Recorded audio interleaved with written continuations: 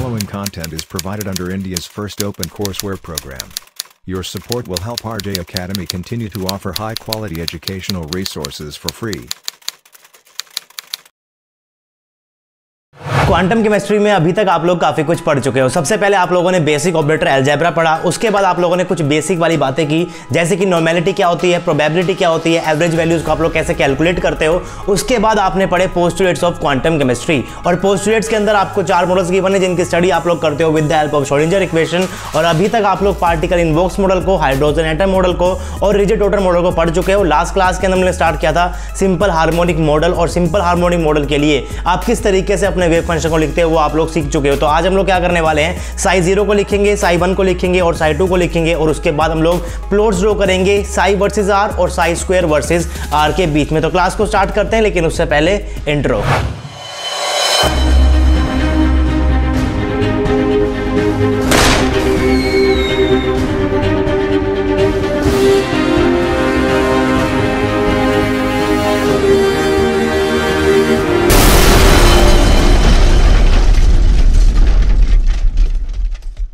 Hey guys, this is RJ and welcome to RJ Academy. So this is lecture number 37 of quantum chemistry.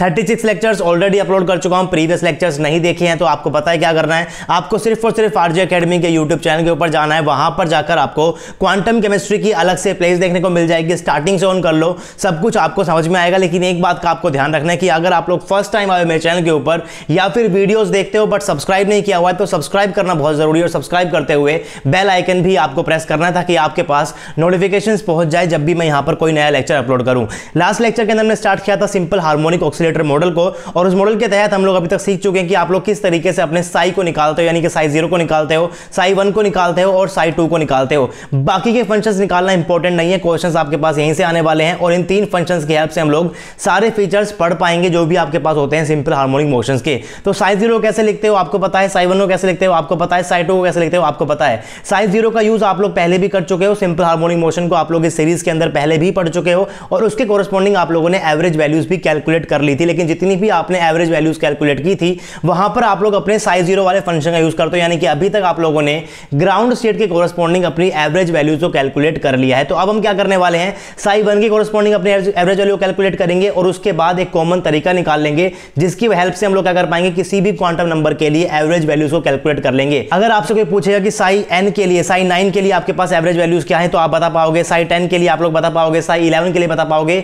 यानी कि किसी भी quantum number के लिए, किसी भी वाइब्रेशन क्वांटम नंबर के लिए आप उसकी एवरेज वैल्यू, चाहे वो एवरेज वैल्यू ऑफ px हो, एवरेज वैल्यू ऑफ px का स्क्वायर हो, वो सारी वैल्यूज आप लोग विद इन सेकंड्स बता पाओगे। तो उसको कैसे निकालते हैं, उसके लिए मैंने यहां पर एक क्वेश्चन की फॉर्म के अंदर आपको एक क्वेश्चन दिया हुआ है। क्वेश्चन क्या है, find the value of x px x square px का square kinetic energy, potential energy for a vibrating particle acting as 1D SHO in first excited state, यानी कि साई 1 की वो बात कर रहा है। अभी तक इस कोर्स में जितनी भी आपने वैल्यूज निकाली है वो साई 0 की कोरस्पॉन्डिंग आप लोगों ने निकाली है, लेकिन अब आपको साई 1 लिखना भी आता है, और साई 1 कैसे लिखते हैं वो आपको मैंने बताया था लास्ट लेक्चर के अंदर। तो यहां पर मैंने साई 1 को डायरेक्टली लिखा हुआ है कि आपका साई 1 क्या हो जाएगा, साई 1 हो जाएगा is equal to beta upon में पाई की power 1/4 under root of 2 beta into में x e raise to the power minus beta x square upon में 2। और एवरेज वैल्यूज को कैसे निकालते हैं ये कॉन्सेप्ट मैं आपको प्रीवियस लेक्चर्स के अंदर ऑलरेडी बता चुका हूं, स्टार्टिंग के लेक्चर्स के अंदर। तो आपको पता है कि आप लोग किस तरीके से एवरेज वैल्यू ऑफ x को निकालते हो। आपको अपना फंक्शन का कॉन्जुगेट लिखना होता है, फिर आपको ऑपरेटर लगाना होता है, फिर आपको फंक्शन लिखना होता है, और फिर आपको लेना पड़ता है वॉल्यूम एलिमेंट, फिर आपको करना पड़ता है इंटीग्रेट। तो यहां पर आपके फंक्शन के अंदर सिर्फ और सिर्फ रियल पार्ट है, यहां पर कोई भी आयोटा नहीं है, कोई भी इमेजिनरी पार्ट नहीं है। तो इस केस के अंदर जो आपका साई स्टार है वो आपका क्या होने वाला है, साई के बराबर होने वाला है। यानी कि आपको दोनों फंक्शन के बीच में अपने ऑपरेटर को रखना है, इंटीग्रेट करना है, वॉल्यूम एलिमेंट को लेना है, और वॉल्यूम एलिमेंट यहां पर क्या होने वाला है, D tau is equal to dx। आप बात कर रहे हो 1D SHO की। तो आपने यहां पर क्या किया है, अपने फंक्शन को सबसे पहले आपने पुट कर दिया, उसको आपने यहां पर क्या किया, ऑपरेटर को पुट कर दिया, और आपने क्या कर दिया, वापस से फंक्शन को पुट कर दिया, और आपने क्या कर दिया, वॉल्यूम एलिमेंट को यहां पर पुट कर दिया। सारी चीज को आप लोग यहां पर पुट कर लोगे, आपके पास क्या बन जाएगा, कुछ इस टाइप का इंटीग्रल आपके पास बन जाएगा। कांस्टेंट को मैंने बाहर निकाला हुआ है, अंदर क्या बच गया, x raise to the power cube e raise to the power minus beta x square into में dx। और जब हमने एवरेज वैल्यूज कैलकुलेट कर रहे थे वाइब्रेशन मोशन के कोरस्पॉन्डिंग, तो वहां पर मैंने आपको कुछ मैथमेटिक्स वाला पार्ट भी कराया था, अलग से कराया था, और वहां पर मैंने आपको इस टाइप के इंटीग्रल के बारे में बताया था कि अगर आपके पास कोई भी इंटीग्रेशन होता है, मान लीजिए आपके पास कोई इंटीग्रेशन है x raise to the power n into में e raise to the power minus beta x का स्क्वायर, लिमिट्स आपके पास क्या होनी चाहिए, माइनस का इनफाइनाइट से प्लस इनफाइनाइट, तो आपके पास ये क्या हो जाएगा, 0 के बराबर हो जाएगा अगर यहां पर ये n क्या होता है, ओड होता है। तो अगर ये n आपके पास यहां पर हुआ E1 तो आपके पास क्या निकल कर आ जाता है, वो gamma of n plus 1 upon में 2 divided by beta raise to the power n plus 1 divide by 2। इन दोनों इंटीग्रेशंस को आपको हमेशा याद रखना है जब भी आप लोग क्या करने वाले हो, एसएचओ मॉडल के कोरस्पॉन्डिंग अपनी एवरेज वैल्यूज को कैलकुलेट करने वाले हो, क्योंकि वहां पर आपको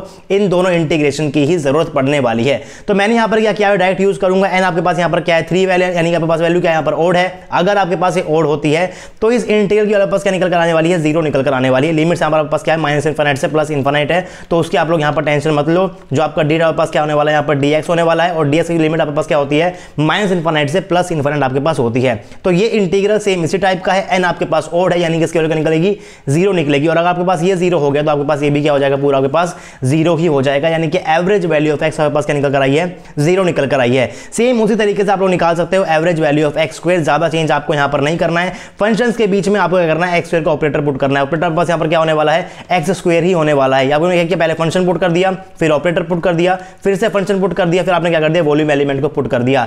इंटीग्रेशंस को सोल्व करोगे, कांस्टेंट को बाहर निकालोगे, पास क्या फॉर्म बन जाएगी, x raise to the power 4 e raise to the power minus beta x का स्क्वायर। और यहां पर आपके पास क्या है, x raise to the power 4 यानी क्या पास, तो आप लोग क्या यूज करोगे, इस वाले फॉर्मूले का यूज करोगे, gamma of n plus 1 divide by 2 beta raise to the power n plus 1 divide by 2। इस फॉर्मूले को मैं पहले अच्छे से एक्सप्लेन कर चुका हूं, कैसा आपके पास फॉर्मूला आया था उसको मैंने आपके सामने एक्सप्लेन किया था। मैंने फॉर्मूले को यहां पर पुट किया हुआ है और अपनी एवरेज वैल्यू को मैंने यहां पर कैलकुलेट किया हुआ है। अगर आप लोग इस मेथड से एवरेज वैल्यूज को कैलकुलेट करोगे, साई 1 के लिए, साई 2 के लिए, साई 3 के लिए, तो आप लोग कर तो पाओगे, लेकिन ये मेथड आपके पास क्या हो जाएगा, बहुत लेंदी हो जाएगा। तो हम लोग इसको यूज नहीं करने वाले, हम लोग डायरेक्टली एक चार्ट को याद करेंगे और उस चार्ट के अंदर आपके पास सारी स्टेट के, यानी कि nth स्टेट के लिए, साई n के लिए आपके पास क्या निकल जाएगी, अपने ऑब्जर्वेबल्स की वैल्यू को आप लोग वहां पर याद कर लोगे n की टर्म के अंदर। तो अगर आपको साई n चाहिएगा तो क्या करो, आप लोग यहां पर n की वैल्यू को 9 पुट कर देना, आपके सारे के सारे ऑब्जर्वेबल्स निकल कर आ जाएंगे। वो चार्ट आपका डिस्कस करने वाला हूं, लेकिन पहले देखते हैं कि आप लोग यहां पर px का स्क्वायर कैसे निकालोगे। अगर आपको चाहिए होता है ऑब्जर्वेबल ऑफ px स्क्वायर, तो आपको क्या करना पड़ेगा, आपको अपने फंक्शन को लिखना पड़ेगा, px स्क्वायर का आपको ऑपरेटर पुट करना पड़ेगा, आपके फंक्शन को वापस से लिखना पड़ेगा, वॉल्यूम एलिमेंट लेना पड़ेगा, इंटीग्रेट करना पड़ेगा, और ये सब करने के बाद जो आपके पास वैल्यू निकल कर आएगी, वापस क्या निकल कर आती है, 3/2 बीटा इंटू में h कट का स्क्वायर निकल कर आती है। आप यहां पर चीजों को पुट कर सकते हो, वहां से आप लोग चीजों को निकाल कर देख भी सकते हो। एवरेज वैल्यू ऑफ px आपके पास यहां पर क्या निकल आती है, 0 ही निकल कर आती है। आप तो इसको भी निकाल कर देख सकते हो, आपको पता है कि px का ऑपरेटर आपके पास यहां पर क्या होने वाला है। अगर आपको px का ऑपरेटर पता है तो आपको px स्क्वायर का ऑपरेटर भी पता है। पोटेंशियल एनर्जी आप लोग कैसे निकाल सकते हो, आप लोग इसको डायरेक्टली भी निकाल सकते हो, 1/2 इंटू में kx स्क्वायर पास यहां पर क्या होती है, पोटेंशियल एनर्जी होती है। तो अगर आपको पोटेंशियल एनर्जी की एवरेज वैल्यू चाहिए तो आप लोग यहां पर भी कर सकते हो, average value of x square का यूज कर सकते हो। तो डायरेक्ट आप लोग उसको लग सकते हो, हाफ इंटू में k इंटू में एवरेज वैल्यू ऑफ x का स्क्वायर, और इसकी वैल्यू को मैंने यहां पर डायरेक्टली पुट किया, वापस क्या निकल जाएगा, 3/4 इंटू में k अपॉन में बीटा। यहां पर आप लोग बीटा की वैल्यू को पुट करोगे, थोड़ी सी आप लोग क्या करोगे, मैथमेटिकल मैनिपुलेशंस करोगे, वापस क्या निकल जाएगा, 3/4 इंटू में h न्यू निकल जाएगा। न्यू आपके पास यहां पर क्या होने वाला है, 1/2 पाई अंडर रूट का k अपॉन में m होने वाला है। तो आपके पास निकल जाएगी potential energy is equal to 3/4 into में h न्यू। अब इसको आप लोग यहां पर डायरेक्टली याद नहीं करने वाले हो, बार बार आप लोग यहां पर इन मेथड को यूज नहीं करने वाले हो। आपको मैं एक डायरेक्ट चीज दूंगा, डायरेक्ट चार्ट दूंगा, जिसको आप लोग आराम से याद कर पाओगे। काइनेटिक एनर्जी आपको पता है कि पोटेंशियल एनर्जी के बराबर ही होती है according to virial theorem in case of SHO. तो अगर काइनेटिक एनर्जी पोटेंशियल के बराबर होती है और पोटेंशियल आप लोगों ने कैलकुलेट कर ली है, तो काइनेटिक एनर्जी आपके पास क्या हो जाएगी, 3/4 h न्यू ही होने वाली है। साई 1 के लिए मैं यहां पर बात कर रहा हूं। और अगर आपको चाहिए टोटल एनर्जी, आप क्या करते हो, 2 इंटू में काइनेटिक एनर्जी या फिर 2 इंटू में potential energy according to virial theorem. तो आपके पास यहां पर टोटल क्या निकल जाएगी, 3/2 h न्यू आपके पास टोटल काइनेटिक एनर्जीज निकल जाएंगी। तो इस तरीके से आप लोग अपने ऑब्जर्वेबल से कैलकुलेट करते हो, ये ट्रेडिशनल मेथड है। आप लोग यहां से साई 1 के लिए आप लोगों ने सारी वैल्यूज निकाल ली है, आप लोग साई 2 के लिए भी निकाल सकते हो, आप लोग साई 3 के लिए भी निकाल सकते हो, लेकिन उसके लिए आपको साई 2 का फंक्शन चाहिए, उसके लिए आपको साई 3 का फंक्शन भी चाहिए। साई 2 का फंक्शन आप लोग फिर भी लिख लो, क्योंकि आपको पता है कि आपके पास h2 साई क्या होने वाला है, लेकिन साई 3 के फंक्शन को आप लोग नहीं निकल पाओगे, क्योंकि आपको यहां पर h3 साई क्या होता है ये आपको नहीं पता है। ना ही आपको साई 4 लिख पाओगे, ना ही आप लोग साई 6 लिख पाओगे, ना ही आप लोग आगे के फंक्शंस को लिख पाओगे। तो अगर आपको बाकी सब स्टेट्स के लिए भी एवरेज वैल्यूज को याद करना है, तो उसके लिए डायरेक्टली आप लोग इस चार्ट को यूज कर लो। इस चार्ट के अंदर आपके पास सारी की सारी ऑब्जर्वेबल्स की वैल्यू यहां पर है। अगर आपके पास होती है ग्राउंड स्टेट, तो आपके पास फंक्शन होता है psi 0 is equal to beta upon में पाई की power 1/4 e raise to the power minus beta x का स्क्वायर डिवाइड बाय 2। और इसके लिए आपको पता है कि एवरेज वैल्यू ऑफ एक्स आपके पास क्या हो जाती है, 0 हो जाती है। एवरेज वैल्यू ऑफ एक्स आपके पास क्या होती है, 1/2 बीटा हो जाती है। Average value of P x 0 होती है। Average value of P X आपके पास क्या हो जाएगी, 1/2 इंटू में बीटा इंटू में एच कट का स्क्वायर। काइनेटिक एनर्जी होती है 1/4 एच न्यू। पोटेंशियल एनर्जी आपके पास होती है 1/4 एच न्यू। काइनेटिक आपके पास क्या होती है, 1/2 एच न्यू होती है। काइनेटिक एनर्जी को आप डायरेक्टली निकाल सकते हो पी स्क्वायर बाय 2m वाले फॉर्मूले से भी, यानी कि जो आपके पास यहां पर है पी स्क्वायर की वैल्यू, इसको आप लोग डायरेक्टली 2m से डिवाइड कर सकते हो और ये चीज आपके पास यहां पर क्या होती है, सेम होती है। और इसी फॉर्म के अंदर आप लोग अपनी पोटेंशियल एनर्जी को भी लिख सकते हो, तो ज्यादा मुश्किल नहीं है। अगर आपको ये सारी की सारी एवरेज वैल्यूज याद है साई 0 के लिए, तो आप लोग साई 1 के लिए लिख पाओगे, साई 2 के लिए भी लिख पाओगे और साई n के लिए भी आप लोग लिख पाओगे। फंक्शन कैसे लिखते हैं वो मैं आपको बता चुका हूं। अगर मैं बात करता हूं साई 1 की, तो फंक्शन आपके पास क्या हो जाएगा, psi 1 is equal to beta upon में पाई की पावर 1/4 इंटू में रूट ऑफ 2 बीटा इंटू में x e raise to the power minus beta x square divide by 2। तो एवरेज वैल्यू ऑफ x और average value of P X आपके पास यहां पर भी क्या होने वाली है, 0 ही होने वाली है। अगर average value of x square यहां पर 1/2 बीटा है, तो आपसे क्या हो जाएगा, 3/2 बीटा हो जाएगा। नेक्स्ट क्या हो जाएगा, 5/2 बीटा हो जाएगा। अगर average value of P x square यहां पर 1/2 इंटू में बीटा एच कट का स्क्वायर होती है, तो यहां पर क्या हो जाएगा, 3/2 इंटू में बीटा इंटू में एच कट स्क्वायर हो जाएगा। और आगे आपके पास यहां पर क्या हो जाएगा, 5/2, फिर आगे क्या आएगा 7/2, फिर क्या आएगा 9/2, और इस तरीके से आपके पास आगे सारी की सारी सीरीज चलती रहेगी। काइनेटिक एनर्जी अगर यहां पर 1/4 एच न्यू है, तो यहां पर आपके पास क्या हो जाएगी, 3/4 एच न्यू हो जाएगी। यहां पर क्या हो जाएगी, 5/4 एच न्यू हो जाएगी। आगे क्या हो जाएगी, 7/4 एच न्यू, फिर क्या हो जाएगा 9/4 एच न्यू। यानी कि nth स्टेट के लिए आपके पास क्या हो जाएगी, उसके लिए आपके पास यहां पर एक जनरल फॉर्मूलेज निकल कर आने वाले हैं, और इन जनरल फॉर्मूलेज को ही आपको याद करना है। आपको पूरा के पूरा मेथड बार बार यूज नहीं करना है, क्योंकि क्वेश्चंस आपके पास डायरेक्टली आते हैं। वो आपसे पूछ सकता है कि किसी भी पर्टिकुलर स्टेट के लिए average value of P x square क्या होने वाली है, average value of kinetic energy क्या होने वाली है। तो अगर आप लोग वहां पर इंटीग्रेशन करने बैठोगे तो आपको ज्यादा टाइम लग सकता है। इसीलिए आपको ये चार्ट डायरेक्टली पता होना चाहिए और कैसे इसका यूज करना है वो भी आपको पता होना चाहिए। अगर आपको चाहिए पोटेंशियल एनर्जी की एवरेज वैल्यू, अगर आपके पास साई 0 में क्या होती है, 1/4 एच न्यू होती है, तो साई 1 में क्या हो जाएगी, 3/4 एच न्यू। साई 2 में आपके पास क्या हो जाएगी, 5/4 एच न्यू। साई 3 में आपके पास क्या हो जाएगी, 7/4 एच न्यू। तो इस तरीके से आपके पास आगे चीजें चलती रहेंगी। अब अगर मैं यहां से एक जनरल फॉर्मूला बनाना चाहूं तो आप लोग वो भी बना सकते हो। अगर मैं देखना चाहता हूं कि आपके पास एवरेज वैल्यू ऑफ एक्स और average value of P x क्या होगी, तो वो किसी भी स्टेट के पास क्या होने वाली है, 0 के बराबर ही होने वाली है। यानी कि हर एक स्टेट के लिए आपके पास एवरेज वैल्यू ऑफ एक्स और average value of P x के पास क्या होने वाली है, 0 ही होने वाली है। इस चीज को आप लोग ऐसा यहां पर क्या कर सकते हो, याद कर सकते हो। उसके बाद अगर मैं बात करता हूं average value of x square की, तो पास यहां पर क्या होता है, 1/2 बीटा, यहां पर क्या है 3/2 बीटा, यहां पर आपके पास क्या है 5/2 बीटा। तो यानी कि आपके पास एक फॉर्मूला आ रहा है n + 1/2 इनटू में 1/बीटा, और इस फॉर्मूले को आपको याद रखना है। अगर वो आपसे पूछता है साई 0 की वैल्यू तो n को 0 पुट कर दो, वो आपसे पूछता है साई 1 की वैल्यू तो n को 1 पुट कर दो, साई 2 पूछेगा तो n को क्या कर दो 2 पुट कर दो। इस तरीके से आप लोग किसी भी स्टेट के लिए अपनी average value of x square निकाल सकते हो। सेम इसी तरीके से average value of P X आपके पास क्या हो जाएगा, n + 1/2 इनटू में बीटा एच कट स्क्वायर आपके पास क्या हो जाएगा, average value of P x square हो जाएगा फॉर nth आपके पास वाइब्रेशनल क्वांटम नंबर। सेम उसी तरीके से आप लोग काइनेटिक एनर्जी के लिए भी डायरेक्ट फॉर्मूला याद कर सकते हो। या तो आप लोग क्या करो, इसी को ही 2m से डिवाइड कर लो, या फिर आप लोग क्या कर सकते हो, n + 1/2 इनटू में h न्यू। ये आपके पास क्या होती है, टोटल एनर्जी होती है, फॉर्मूला आपको याद है। इसको आप लोग क्या कर दो, इसको आप लोग हाफ कर दो, कि आपको पता है कि total energy is equal to 2 of kinetic energy, यानी करने से पास क्या हो जाएगी, टोटल एनर्जी डिवाइड बाय 2 हो जाएगी। और टोटल एनर्जी का फॉर्मूला तो आपको याद करना ही है, वो तो आपको याद है भी, n + 1/2 इनटू में h न्यू। तो काइनेटिक क्या हो जाएगी, उसका डिवाइड बाय 2 कर दो, पोटेंशियल क्या हो जाएगी, आप उसको डिवाइड बाय 2 कर दो, और आपके पास सारी की सारी वैल्यूज यहां पर निकल कर आ गई है। काइनेटिक एनर्जी की भी आ जाएगी आपके पास, पोटेंशियल एनर्जी की भी आ जाएगी आपके पास, टोटल एनर्जी का फॉर्मूला आपको पहले से ही पता है। तो ये सारे फॉर्मूलेज आपको यहां पर याद करने हैं। अगर आपको इस चार्ट को देखने में यहां पर कोई भी दिक्कत हो रही है तो इस चार्ट की पिक्चर आपको नीचे डिस्क्रिप्शन बॉक्स के अंदर मिल जाएगी, वहां से जाकर आप लोग इसको डाउनलोड कर सकते हो। और आपको एसएचओ की कोरेस्पॉन्डिंग जितनी भी एवरेज वैल्यूज चाहिए वो सारी की सारी आपको इस चार्ट से ही मिल जाएंगी। आपको इसके अलावा कोई भी चीजें याद नहीं रखनी है। एसएचओ के कोरेस्पॉन्डिंग आपको याद रखना है कि कैसे कैसे आप लोग अपने फंक्शन को लिखते हो। मैंने बताया था आपको लास्ट क्लास के अंदर कि आपको लास्ट क्लास के अंदर से भी आपको सारे के सारे डेरिवेशन याद नहीं रखने हैं, आपको सिर्फ और सिर्फ ये लास्ट वाला पेज याद रखना है। आपको ये पता होना चाहिए कि आप लोग अपने फंक्शन को किस टाइप से लिखते हो। उसके बाद आपको 3 याद होने चाहिए, हर्माइट की पॉलिनोमियल्स, और आपको कुछ ही रिलेशंस याद होने चाहिए। इसके अलावा आपको एसएचओ से कुछ भी याद नहीं रखना है, आपको ये 3 बातें याद करनी है। और उसके बाद जो चार्ट मैंने आपके साथ आज डिस्कस किया, जो आपको नीचे मिल जाएगा डिस्क्रिप्शन बॉक्स के अंदर, एक आपको वो याद रखना है। आपको सारी की सारी चीजें यहां से क्या हो जाने वाली है, याद हो जाने वाली है। तो अब आप लोगों ने फंक्शन को लिखना सीख लिया है। आपको पता है कि आप लोग साई 0 कैसे लिखते हो, आपको पता है कि आप लोग साई 1 कैसे लिखते हो, आपको पता है कि आप लोग साई 2 कैसे लिखते हो। तो इन तीनों फंक्शन के कोरेस्पॉन्डिंग हम लोग क्या करने वाले हैं, प्लॉट ड्रॉ करेंगे, साई वर्सेस एक्स और आप लोग ड्रॉ करने वाले हैं साई स्क्वायर वर्सेस एक्स, और वो प्लॉट आपको किस टाइप के दिखते हैं वहां से आपको याद करने पड़ेंगे कुछ फीचर्स, क्योंकि उन फीचर्स से आपके पास क्या आने वाले हैं, डायरेक्ट क्वेश्चंस आने वाले हैं। तो सबसे पहले मैंने यहां पर लिखा हुआ है इन केस ऑफ ग्राउंड स्टेट, आपको पता है कि जो आपका साई जीरो पास क्या होता है, बीटा अपॉन में पाई की पावर 1/4 इंटू में e raise to the power minus beta x square divide by 2।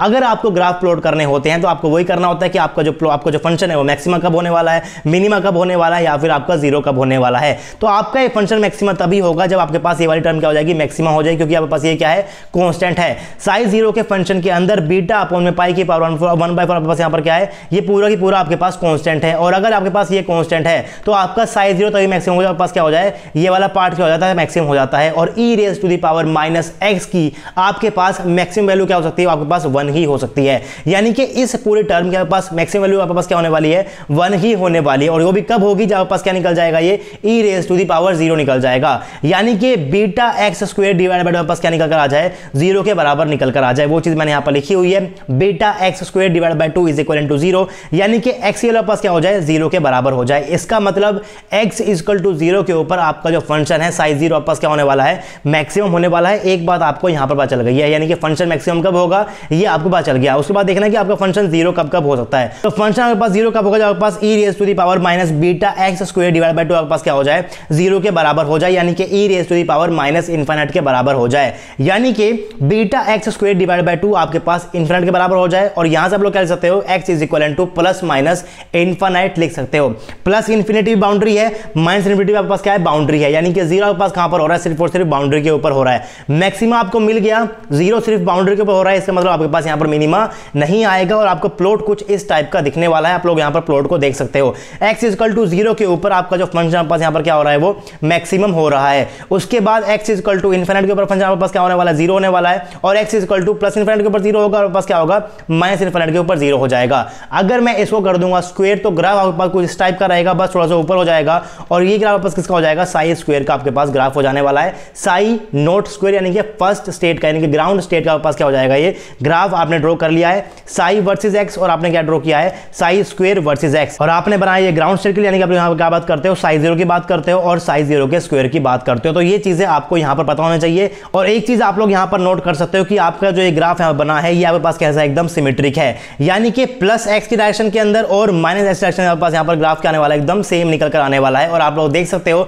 कि आपका फंक्शन भी क्या है, सिमेट्रिक ही है। यानी कि अगर इस फंक्शन के अंदर आप लोग क्या करते हो, एक्स की जगह माइनस एक्स को पुट करोगे तो आपके पास सेम फंक्शन ही निकल कर आने वाला है, क्योंकि आपके पास यहां पर क्या है, एक्स का स्क्वायर है। 2 का स्क्वायर भी आपके पास 4 होता है, माइनस 2 का स्क्वायर आपके पास क्या होता है, 4 ही होता है। यानी कि आप लोग स्क्वायर कर लो, एक्स का एवरेज स्क्वायर कर लो, माइनस का फंक्शन क्या आने वाला है, आपके पास सेम ही आने वाला है। और क्योंकि फंक्शन सेम आएगा, इसीलिए आपके पास यहां पर क्या आने वाला है, पूरा ग्राफ एकदम सिमेट्रिक ही आने वाला है। यानी कि sine naught X is equal to आपके पास क्या होने वाला है, sine naught of minus X होने वाला है। अब ऐसा नहीं है कि हर एक स्टेट के लिए आपके पास एक ग्राफ कैसा होने वाला है, सिमेट्रिक होने वाला है। कुछ स्टेट के लिए सिमेट्रिक होगा, कुछ स्टेट के लिए आपके पास एंटी सिमेट्रिक होगा। किसके लिए सिमेट्रिक होगा, किसके लिए एंटी सिमेट्रिक होगा, ये चीज आपको पता होनी चाहिए, क्योंकि यहां से आपके पास क्वेश्चंस आ सकते हैं। वो चीज आप लोग पढ़ोगे फीचर्स के अंदर। अब हम लोग देखते हैं कि आपके पास जो यहां पर है फर्स्ट एक्साइटेड स्टेट, इसके लिए आपका फंक्शन क्या हो जाएगा। उसके लिए हम लोग ग्राफ ड्रॉ करेंगे साई 1 वर्सेस एक्स, हम लोग ड्रॉ करेंगे साई 1 का स्क्वायर वर्सेस एक्स। तो साई 1 का ड्रॉ कर लेते हैं। सब आपको क्या करना है, सिर्फ और सिर्फ उसको स्क्वायर ही करना है, आपको यहां पर ज्यादा कुछ भी नहीं करना है।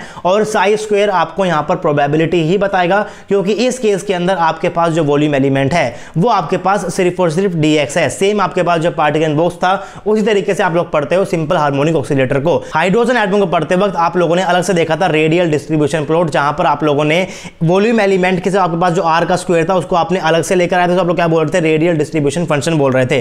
पार्टिकल इनबॉक्स के अंदर ऐसा कुछ भी नहीं किया। सेम हम लोग सिंपल हार्मोनिक क्वेश्चन के अंदर भी कुछ नहीं करेंगे। साइज स्क्वायर आपको यहां पर क्या बताने वाला है, प्रोबेबिलिटी ही बताने वाला है, क्योंकि इस केस के अंदर प्रोबेबिलिटी डेंसिटी का और प्रोबेबिलिटी का आपके पास ग्राफ सेम आएगा, क्योंकि वॉल्यूम एलिमेंट यहां पर भी आपके पास क्या है, dx है, सिर्फ और सिर्फ dx है। आपके पास यहां पर कोई वेरिएबल नहीं है। इसका मतलब प्रोबेबिलिटी डेंसिटी का और प्रोबेबिलिटी का ग्राफ आपके पास यहां पर क्या आने वाला है, सेम ही आने वाला है। इसका मतलब आप लोग साइज स्क्वायर से प्रोबेबिलिटी को डायरेक्टली क्या कर सकते हो, रिलेट कर सकते हो। वापस चलते हैं अपने टॉपिक के ऊपर। आपको पता है कि जो आपका साई 1 है, यानी कि फर्स्ट एक्साइटेड स्टेट के लिए जो आपके पास फंक्शन आपके पास क्या हो जाएगा, वो psi 1 is equal to beta upon pi की power 1/4 under root of 2 beta into में x e raise to the power minus beta x square by 2। इस फंक्शन को कैसे लिखते हैं मैंने बात की थी लास्ट लेक्चर के अंदर, तो लास्ट लेक्चर देखना बहुत जरूरी है, तभी आप लोग इस फंक्शन को लिख पाओगे। अब आपको वही करना है, मैक्सिमा कब, 0 जीरो कब और मिनिमा कब। तो ये फंक्शन आपका मैक्सिमा कब होने वाला है, देखिए ये तो आपके पास यहाँ पर क्या है, कांस्टेंट है, बीटा अपॉन में 4 पाई की पावर 1 आपके पास यहाँ पर क्या है, कांस्टेंट है, अंडर रूट ऑफ 2 बीटा आपके पास यहाँ पर क्या है, कांस्टेंट है। यानी कि आपके पास क्या बच गया, सिर्फ और सिर्फ ये वाला पार्ट यहाँ पर वेरिएबल बच गया है। और आपका फंक्शन मैक्सिमम तभी होगा जब आपके पास क्या हो जाए, ये वाला पार्ट क्या हो जाए, मैक्सिमम हो जाए। यानी कि x इंटू में e raise to the power minus beta x square by 2 आपके पास यहाँ पर क्या हो जाए, मैक्सिमा हो जाए। और अगर आपको यहाँ पर मैक्सिमा निकालना तो आप लोग कैसे निकाल सकते हो, एक आप लोग बोल दोगे कि ये वाला पार्ट आपका मैक्सिमा तब होगा जब आपके पास क्या हो जाए, x इक्वल टू 0 हो जाए। लेकिन x इक्वल टू 0 के ऊपर आपका ये क्या हो जाएगा, 0 हो जाएगा। तो यहां पर आप लोग directly hit and trial method से नहीं निकाल सकते, इसीलिए आपको जाना पड़ता है अपनी मिनिमा और मैक्सिमा कंडीशन के ऊपर। इसको आप लोग क्या करो, डिफरेंशिएट करो, जिस भी वैल्यू के ऊपर आपके पास डिफरेंशिएशन 0 आ रहा है उसके ऊपर आपके पास क्या होने वाला है, मैक्सिमा होने वाला है और आपके पास मिनिमा होने वाला है। चेक करने के लिए कि मैक्सिमा है या फिर मिनिमा है, आप लोग करते हो डबल डिफरेंशिएशन। लेकिन केमिस्ट्री के अंदर हम लोग डबल डिफरेंशिएशन नहीं करने वाले हैं, ना ही हम लोग यहां पर इसको अप्लाई करेंगे। मैंने यहां पर डायरेक्ट लिखा हुआ है कि जब आप लोग इस फंक्शन को, जो मैंने यहां पर लिखा हुआ है, जब आप लोग इसको डिफरेंशिएट करोगे विद रिस्पेक्ट टू x, या फिर आप लोग बोल सकते हो कि आप लोग डायरेक्टली इस फंक्शन को क्या कर रहे हो, डिफरेंशिएट कर रहे हो विद रिस्पेक्ट टू x, वो किस पोजीशन के ऊपर 0 आएगा, तो वो आपके पास 0 आने वाला है प्लस माइनस 1 अपॉन में रूट बीटा के। और जब आपके पास होता है x equal to plus root beta plus 1 upon में रूट बीटा, प्लस यहां पर क्या आने वाला है, मैक्सिमा आने वाला है। और जब आपके पास होगा x equal to minus 1 upon में रूट बीटा, प्लस क्या आने वाला है, मिनिमा आने वाला है। तो मैक्सिमा भी आपने देख लिया है, मिनिमा भी आपने देख लिया, इनके बीच के अंदर कहीं ना कहीं वो क्या रहा होगा, 0 भी रहा होगा। तो अगर आपको 0 चेक करना, आप लोग क्या करोगे, psi1 is 0 when x into में e raise to the power minus beta x square divide by 2 is equal to 0। और ये 0 कब हो सकता है, या तो आपका ये वाला पार्ट 0 हो जाए या फिर आपका ये वाला पार्ट 0 हो जाए। इस वाले पार्ट का 0 मतलब आपके पास क्या है, x आपके पास क्या हो जाए, 0 हो जाए। और आपके पास यहाँ पर क्या है, ये आपके पास मीन पोजीशन है, आपके पास क्या है, बिल्कुल सेंटर वाली पोजीशन है। आपके पास बॉक्स की कंडीशन कैसी है, माइनस इनफाइनाइट से प्लस इनफाइनाइट। तो x इक्वल टू 0 आपके पास क्या हो जाएगा, मीन पोजीशन हो जाएगा, यहाँ पर पास बाउंड्री पोजीशन, यहाँ पर बाउंड्री नहीं है। या फिर आपके पास क्या हो जाए, ये वाला पार्ट 0 हो जाए और ये 0 आपके पास क्या पास क्या बन जाए, e raise to the power minus का इनफिनिट बन जाए। यानी कि beta x square divide by 2 आपके पास क्या हो जाए, इनफिनिट हो जाए। यानी कि x आपके पास क्या हो जाए, प्लस इनफिनिट या फिर क्या हो जाए, माइनस इनफिनिट। और प्लस इनफिनिट भी और माइनस इनफिनिट पास यहाँ पर क्या है, बाउंड्री कंडीशन है। यानी कि आपको यहाँ पर एक नोड मिल गया है जो कि आपके पास कहाँ पर प्रेजेंट हो रहा है, आपके पास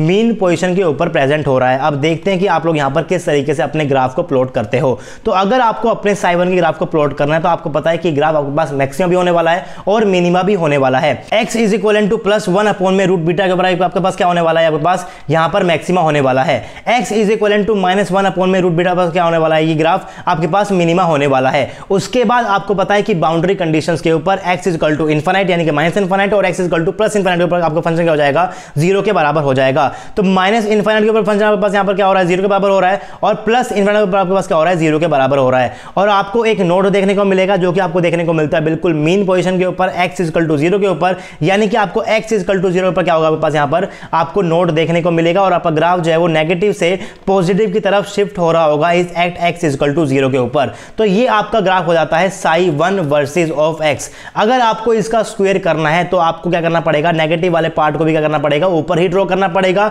और चोटी थोड़ी सी ऊपर हो जाएगी क्योंकि आप लोग यहाँ पर क्या कर रहे हो, स्क्वायर कर रहे हो। तो अगर आपको चाहिए होता है psi1 का स्क्वायर तो ग्राफ आपको इस टाइप का दिखेगा psi1 स्क्वायर का। और ये ग्राफ क्या बता रहा है, प्रोबेबिलिटी बता रहा है कि किस पार्ट के ऊपर आपके पास किस रीजन के अंदर इलेक्ट्रॉन के पाए जाने की प्रोबेबिलिटी पास यहाँ पर क्या हो रही है, ज्यादा हो रही है, या फिर आपके पास कोई भी क्वांटम पार्टिकल हो सकता है। लेकिन यहां से आपने बहुत इंपॉर्टेंट चीज देखी है कि जब आपके पास ग्राउंड स्टेट थी साइज 0 था तो उसके अंदर आपके पास एक भी नोड नहीं निकला। जब आपके पास psi1 आया तो आपके पास क्या निकल कर आ गया, एक नोड निकल कर आ गया। सेम उसी तरीके से अगर आप लोग psi2 के फंक्शन को बनाओगे, आपके पास psi का फंक्शन इस टाइप का दिखेगा, x इक्वल टू 0 पे आपके पास क्या होने वाला है, वो मैक्सिमम होने वाला है। और आपके पास यहां पर इस पोजीशन के ऊपर और यहां पर आपके पास क्या होगा, ये मिनिमा होगा। और आपका 0 कहां का होगा, आपके पास एक यहां पर 0 होने वाला है, एक आपका यहां पर 0 होने वाला है, पास होने वाला है बाउंड्री के ऊपर 0 होने वाला है। यानी कि मोटी मोटी बात यह है कि जब आपके पास n इक्वल टू 2 होगा तो वहां पर आपके पास क्या होने वाले हैं, दो आपको नोड देखने को मिलेंगे। एक नोड आपको देखने को मिलेगा यहां पर और एक नोड आपको देखने को मिलता है यहां पर। मैक्सिमम आपके पास कहां पर होगा, x इक्वल टू 0 के ऊपर, और मिनिमम आपके पास यहां पर कहां होगा,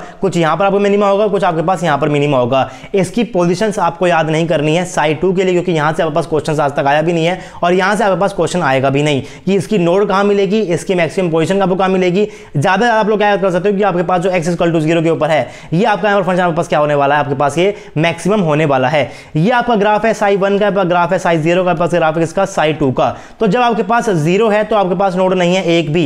जब आपके पास psi1 है तो आपके पास क्या निकल कर आया, एक नोड निकल कर आया। जब आपके पास psi2 है तो आपके पास निकल कर आया, दो नोड निकल कर आए। और और अगर आप लोग इन फंक्शंस का स्क्वायर कर दोगे तो आपके पास क्या निकल जाएगा, साई स्क्वायर के आपके पास यहां पर क्या निकल जाएंगे, प्लॉट निकल जाएंगे। तो फंक्शन को स्क्वायर कर साई स्क्वायर का प्लॉट ड्रॉ करना मुश्किल नहीं है, आपको सिर्फ और सिर्फ इसको स्क्वायर करना है और जो भी आपके पास ये नेगेटिव वाला पार्ट होता है पास क्या हो जाएगा, पॉजिटिव के अंदर कन्वर्ट हो जाएगा। ये नेगेटिव क्या हो जाएगा पास, यहां पर पॉजिटिव बन जाएगा, या पास क्या नेगेटिव क्या बन जाएगा, पास पॉजिटिव के अंदर बन जाएगा। लेकिन सबसे इंपॉर्टेंट बात यहां पर यह है कि अगर आपके पास हुआ n = 0 तो आपके पास क्या होने वाली है, 0 नोड होने वाली है। अगर आपके पास हुआ n = 1 आपके पास क्या होने वाली है, 1 नोड होने वाली है। अगर आपके पास हुआ n = 2 यानी कि पास क्या होने वाली है, 2 नोड होने वाली है। इसका सीधा मतलब यह है कि जो आपके पास नोड्स होती हैं, number of node in vibration motion is equal to vibrational quantum number. तो अगर आपसे कोई पूछता है कि 9th स्टेट के अंदर आपके पास कितनी नोड निकलेगी तो आपको डायरेक्ट आंसर देना है कि 9 नोड आपको यहां पर देखने को मिलने वाली है। और आपको ये प्लॉट भी बताना चाहिए किस तरीके से मैं यहां पर इन प्लॉट्स को ड्रॉ कर रहा हूं। और अगर आप लोग इस फंक्शन को यहां पर ध्यान से देखने वाले हो, यानी कि फंक्शन देखोगे आप लोग साई एन जाई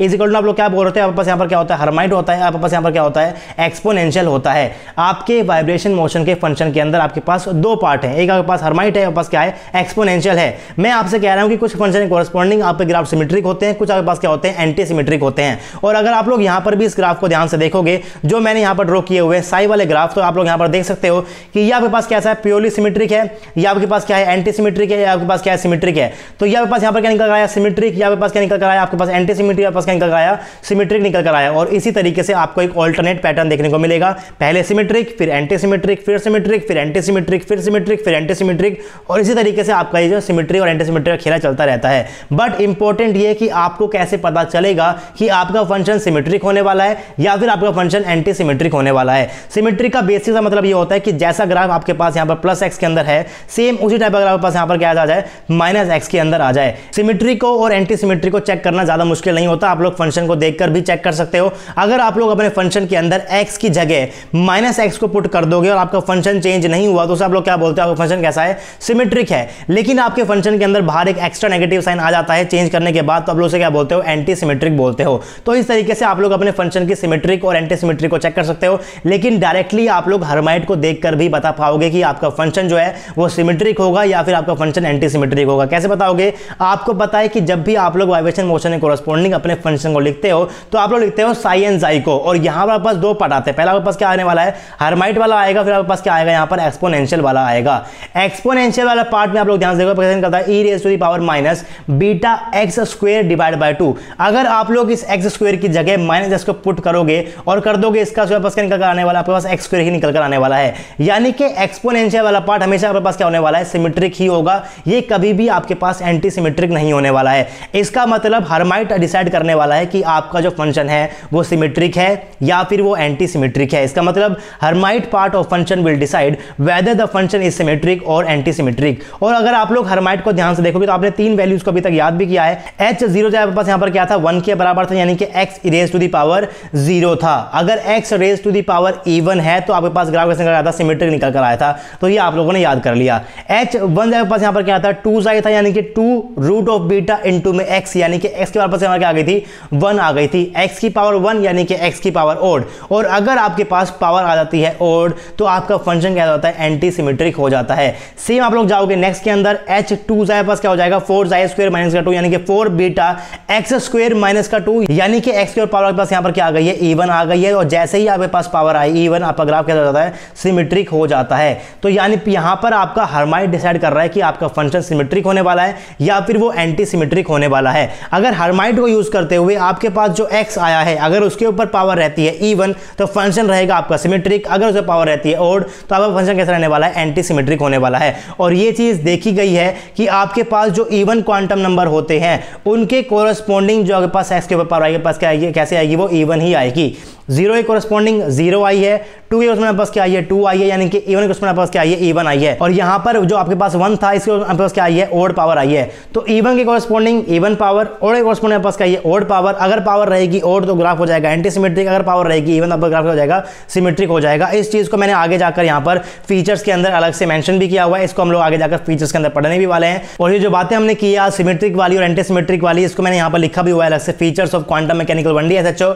उसके बाद उसको कंपेयर भी करेंगे क्लासिकल SHO के साथ। तो कैसे कंपेयर करते हैं और फीचर्स आपके पास क्या क्या होने वाले हैं उसको मैंने यहां पर अलग से पॉइंट वाइज मेंशन भी किया हुआ है, लेकिन हम लोग उसको पढ़ने वाले नेक्स्ट क्लास के अंदर। तो आई होप कि आपको आज का लेक्चर पसंद आया होगा, आपको यहां से कुछ ना कुछ सीखने को जरूर मिला होगा। अगर आपको वीडियो पसंद आया तो आपको वीडियो को लाइक करना है है, कोई ना कोई कमेंट आपको जरूर छोड़ना है और साथ में अपने दोस्तों के साथ वीडियोस को शेयर करना है। अगर आप लोग फर्स्ट टाइम मेरे चैनल के ऊपर चैनल को सब्सक्राइब नहीं किया हुआ है तो चैनल को सब्सक्राइब करना बहुत जरूरी है और सब्सक्राइब करते हुए आपको बेल आइकन भी प्रेस करना है। अगर आपको मेरा काम अच्छा लगता है तो आप आरजे एकेडमी को फाइनेंशियल हेल्प भी कर सकते हो। आप लोग हमें गूगल पे कर सकते हो, फोन पे कर सकते हो या फिर पेटीएम कर सकते हो। Any support is highly appreciable guys, ताकि आपके सपोर्ट की हेल्प से हम लोग आपके लिए नए नए कोर्सेज लाते रहें एकदम फ्री। आपसे मिलेंगे नेक्स्ट टाइम, तब तक के लिए पढ़ते रहिए, पढ़ाते रहिए, खुश रहिए। Thank you very much.